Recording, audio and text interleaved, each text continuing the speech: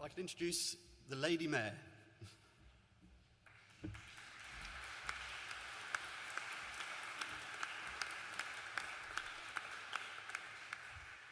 Thank you. Lord Chancellor, Ministers Baroness Hodge, ladies and gentlemen. Good afternoon and a very warm welcome to Mansion House.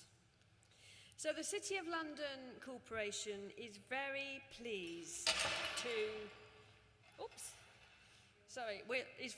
that we need to get some new furniture because they're very tippy. I'm sorry. Sorry about that. It's that and the steps, which are a bit slippy as well, which are no in heels, I'm afraid. So the City of London Corporation is very pleased to host this launch of the government's anti-corruption strategy. A strategy that we really welcome as an important tool to tackle the blight of corruption. As ambassador for the UK's financial and professional services sector, I know that our position as a global financial centre really does rely on our reputation, because it depends on trust. And corruption, of course, is corrosive to trust. It's damaging to markets, and it's absolutely devastating to our democratic institutions. So within the city, we've adopted an updated anti-fraud and corruption strategy this year to prevent, deter and detect fraud and corruption in any of its guises. Knowing how important this is for our economy and our democracy, as well as our standing in the world, we're very pleased to support the launch of this new strategy. And crucially, I think, it provides support to those who are brave enough to speak out, which we all must do. We know it's never easy to do, but that's how we stop corruption. And I have to do a quick call out to the City of London Police, who have a very special role in tackling fraud and economic crime. And we're very proud too of the work done by our domestic corruption unit, launched by the Security Minister a year ago, a collaboration with my old department, the Home Office. And this has enhanced our intelligence capabilities, our ability to launch investigations, and has given us power to respond rapidly. This unit has a key role to play, and I know the City Police are very much looking forward to playing their part.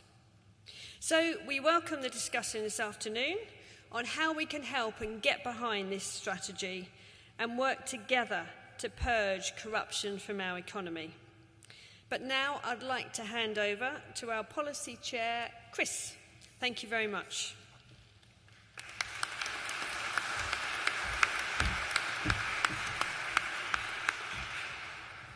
Thank you very much, Lady Mayor, for that welcome, and importantly for hosting us this afternoon in your splendid residence here at Mansion House. We are most grateful. As the Lady Mayor said, my name's Chris Hayward. I am the Policy Chairman of the City of London Corporation, and I am your Master of Ceremonies for the afternoon. Now, if I may, I'd like to quickly cover off a couple of housekeeping points. Firstly, we're not expecting a fire alarm drill, so if the alarm sounds, please look to Mansion House staff and follow them promptly through fire exits. Restrooms are back down the stairs by the cloakroom, or for those with access needs, they are on the ground floor near the lift. And for those that might need it, there is a quiet room available for prayers and reflection on the third floor.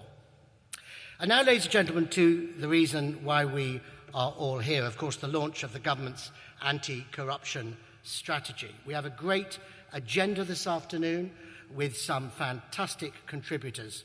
Shortly, we are going to hear from the Security Minister and the Deputy Prime Minister, who is also the Lord Chancellor, to give him his full titles.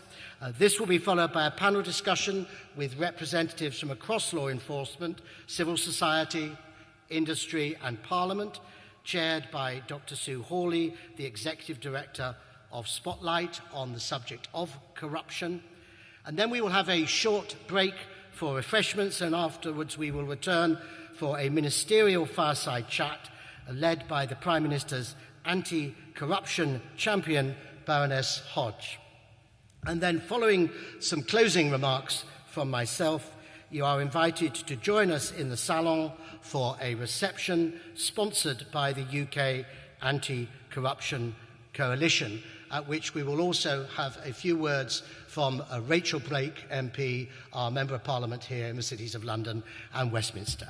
So, without further ado from me, I'm delighted now to welcome to the podium Dan Jarvis, the Security Minister. Dan. Thank you, Chris.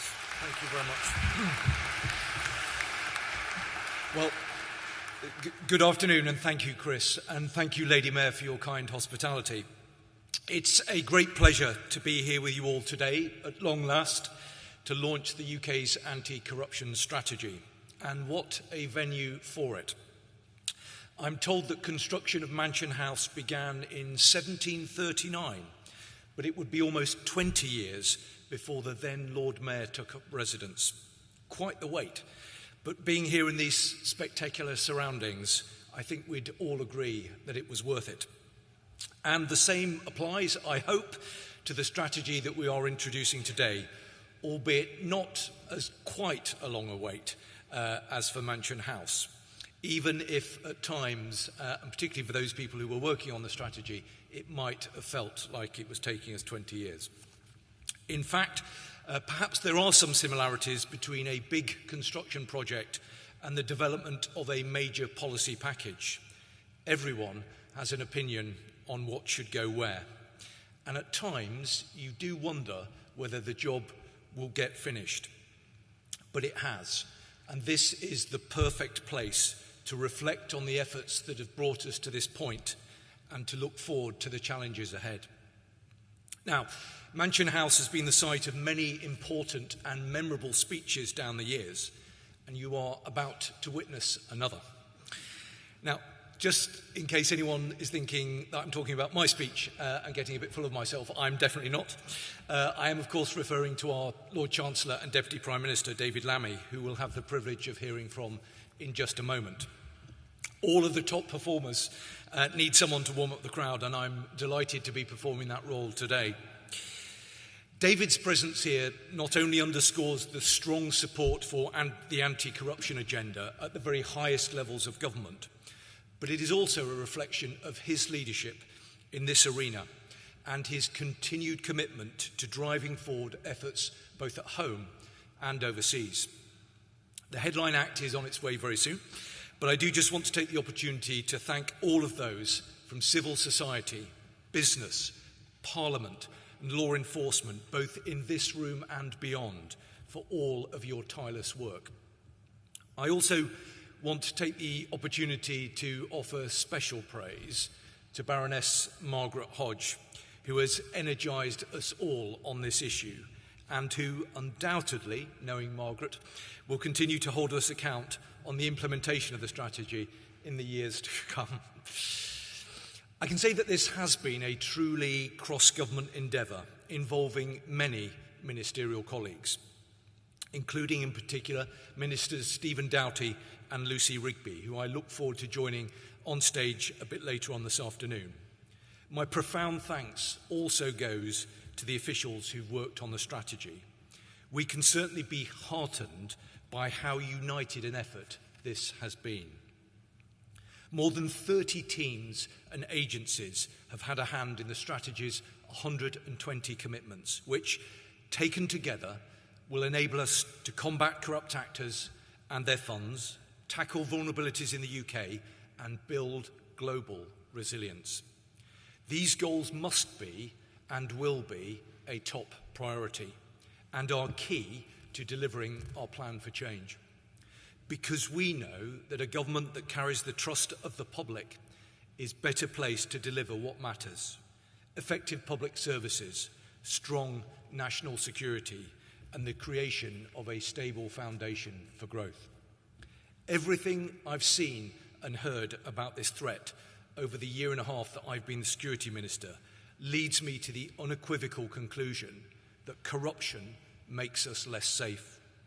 If a corrupt insider assists organised criminals in evading UK border controls, or a professional enabler helps kleptocrats to hide their corrupt funds, this perpetuates crime and empowers those who seek to cause harm to the UK and to our citizens. Corruption fuels instability overseas, which can make it easier for organised criminals, terrorists and kleptocrats to operate. It is one of the drivers of irregular migration. As the National Security Strategy sets out, all elements of our security are supported by our ability to tackle these threats. Russia's war against Ukraine has highlighted how highly corrupt political regimes pose a direct national security threat, whether by harming our allies and their security or by pursuing their malign interests on UK soil. That is why earlier this year I announced our expansion to the government's exclusion guidance, giving the Home Secretary the ability to block elites with links to Putin's regime from entering the UK. This strategy builds on the work already taking place at the intersection between corruption and national security, with measures to disrupt kleptocrats from entering UK borders and exploiting our institutions, preventing corrupt actors from concealing and benefiting from illicit funds in the UK and overseas, and deploying specialist law enforcement capabilities against corruption. As the lead minister accountable for the delivery of the strategy, I'm looking forward to working closely with you all over the coming weeks, months and years to drive progress across government, support our operational partners and hold the system to account. It now just remains for me to introduce my colleague, the Right Honourable David Lammy, Deputy Prime Minister and Lord Chancellor. He and I are in total agreement that we need to go further and faster in our fight against corruption. And it is now my pleasure to invite David to speak to us about how, through this new strategy, we will do exactly that. David, over to you.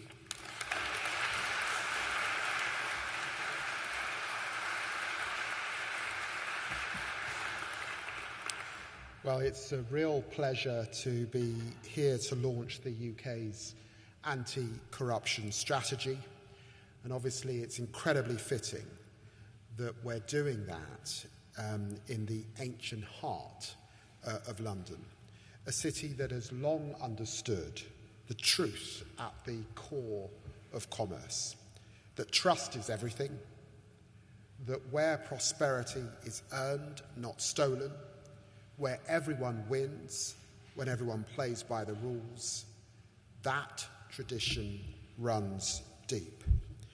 From the livery companies that set standards here centuries ago, to the innovators and the investors who make the square mile a global powerhouse today, this strategy protects that legacy. It says something fundamental about who we are as a country, that integrity, accountability, transparency are not cheap slogans, but values that we live by. And, of course, it's great to be joined by my dear friend Margaret Hodge, who has championed those values across her political life, the Prime Minister's anti-corruption champion. But also Dan Jarvis and everyone here who has pushed for a more joined-up fight against corruption. Today then marks a decisive step forward. The last time I spoke at a conference such as this was before the election. It was just a few days, in fact, before the general election was called. None of us knew it was going to be called. And I set out what I hoped we would do in government. And so it's wonderful, less than 18 months later, to be here launching this strategy. In its many forms, the dark hand of corruption reaches into our lives, on our streets, our homes. It grasps at our institutions, even, of course, our politics. It makes British people poorer, our country less safe. It undermines our very democracy. As Foreign Secretary, I saw this firsthand. Kleptocrats bleeding their countries dry, stealing from their own people, bankrolling authoritarianism, fueling conflict, not least Putin's brutal war in Ukraine in the news again today. In the 21st century, the foreign and domestic now blur together. These networks spread across borders like a stain. Dirty money slipping through shadowy shell companies, through luxury property, through the crypto assets of hostile states, organised crime groups and terrorist networks.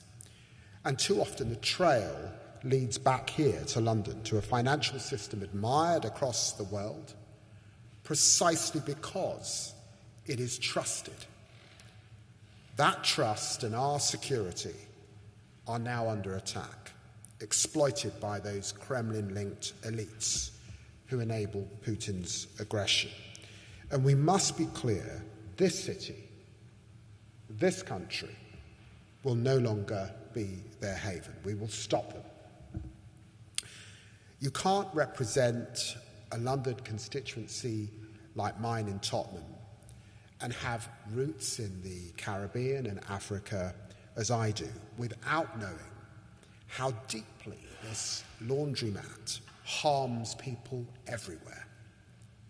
When corruption fuels instability abroad, it sends crime, conflict, and illegal migration back towards us. Here at home, it makes it harder to combat crime. The vast majority of our police, our prison and border officers do extraordinary work. But the minority who succumb to bribes, let more drugs and weapons onto our streets, leave more criminals on the loose, and eat away at the public trust frontline services depend on. 70% of the British public are worried about professional services being abused to hide illicit wealth. And they have every right to be. The National Crime Agency says that over 100 billion could be laundered through or within the UK every single year, helped by an army of enablers. And while most British professionals, our lawyers, our accountants, are honourable people and are honest, we must root out the minority who help corrupt actors hide their dirty money and polish their dirty reputations. So these behaviours harm our security, but they also harm our prosperity. And if we are to achieve growth, this government's driving mission, then we must choke off corruption to stop it from distorting our markets, blocking honest businesses from winning contracts, and damaging our reputation for integrity in the eyes of overseas investors. British firms faced an estimated 117,000 bribes last year. And when public procurement is corrupted, it is British taxpayers who pay dearly. And unlike our predecessors, this government will confront corruption. That's why we launched a new domestic corruption unit within the City of London Police, already leading proactive investigations. And as Foreign Secretary, I spearheaded a campaign to turn the tide against kleptocrats and their enablers, imposing tough sanctions to make the United Kingdom a more hostile environment for dirty money. In my own department, as I announced to Parliament just last week, we're reforming the criminal courts so they can bear down swiftly on the most sophisticated corruption, allowing specialist judges to hear the most serious, complex fraud cases alone, something the anti-corruption community has been calling for some time. Because these are crimes deliberately buried in years of accounts, myriad offshore structures, opaque trades, hidden by the most devious hands, with cases that go on for months and even years on end, with tens or even thousands, hundreds of thousands of pages of technical evidence. one case famously collapsing after almost 2 years in court at the cost of £25 million to the public purse. So judge-only trials in the most complex frauds will get justice moving faster and send a clear message. If you loot, if you launder, if you defraud the British people, you will be caught and tried by those who understand your tricks. And you will face the consequences. But we must go even further, working across every government department, every service, every sector, to make sure they are pulling in the same direction. And that is what this strategy will do. We'll start by strengthening enforcement, expanding the domestic corruption unit I just mentioned so it can carry out even more investigations using advanced intelligence tools to detect corruption and work more closely with our enforcement agencies. And we'll continue supporting the International Corruption Unit and the International Anti-Corruption Coordination Centre in the National Crime Agency, tackling overseas bribery and grand corruption, coordinating intelligence across borders and keeping the UK at the forefront of global action to disrupt kleptocrats and recover stolen assets.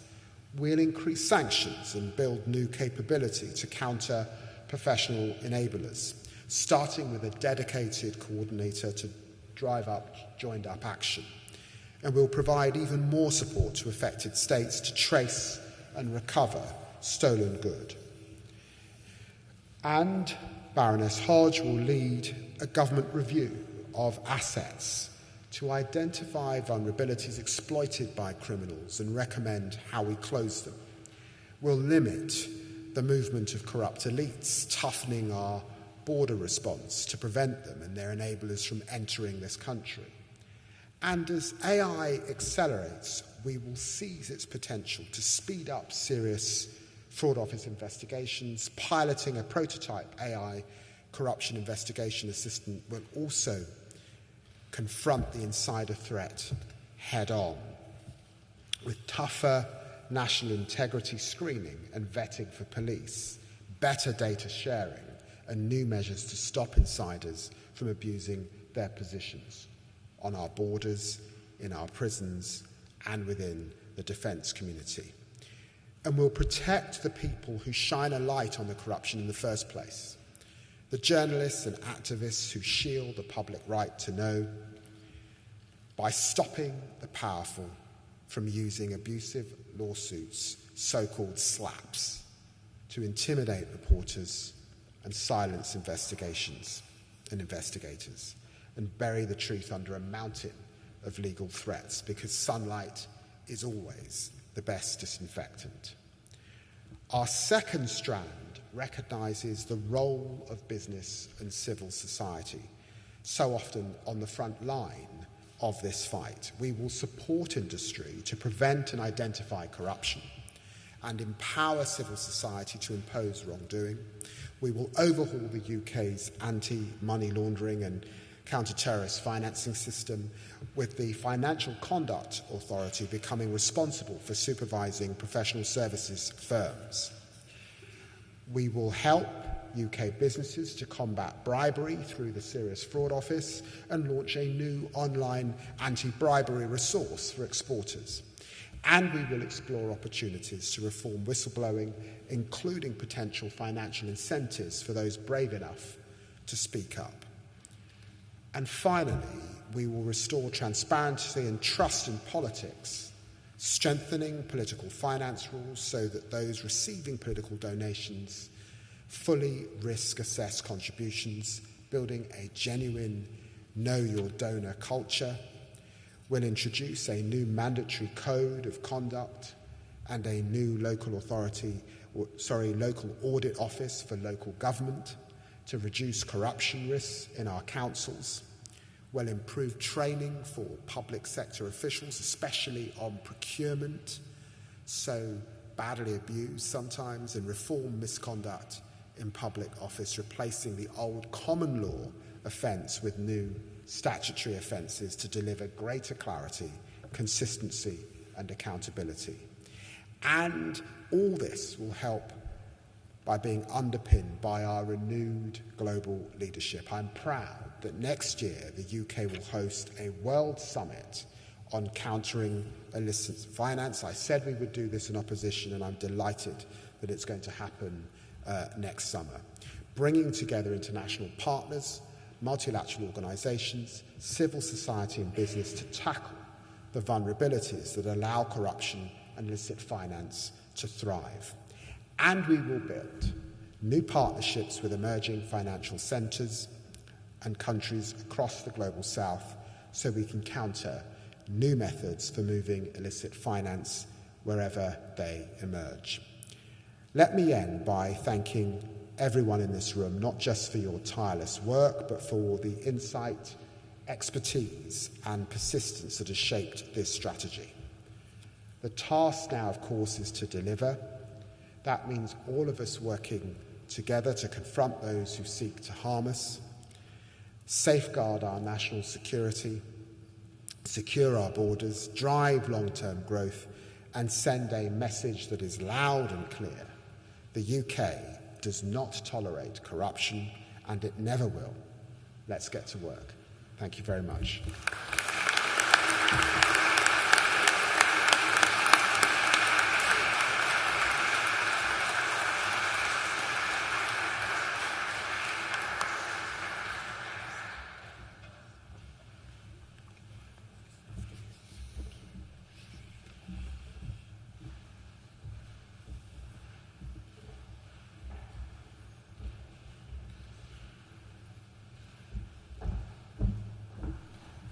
Well, my thanks to the Deputy Prime Minister and Lord Chancellor. I think he has given us an important insight into the view from government, and it sets the scene very nicely for our next session, which is a panel discussion responding to the strategy and led by Dr. Sue Hawley, who has got her panel members, and she will introduce them to you. So can I invite them now, please, to come up and take the stage.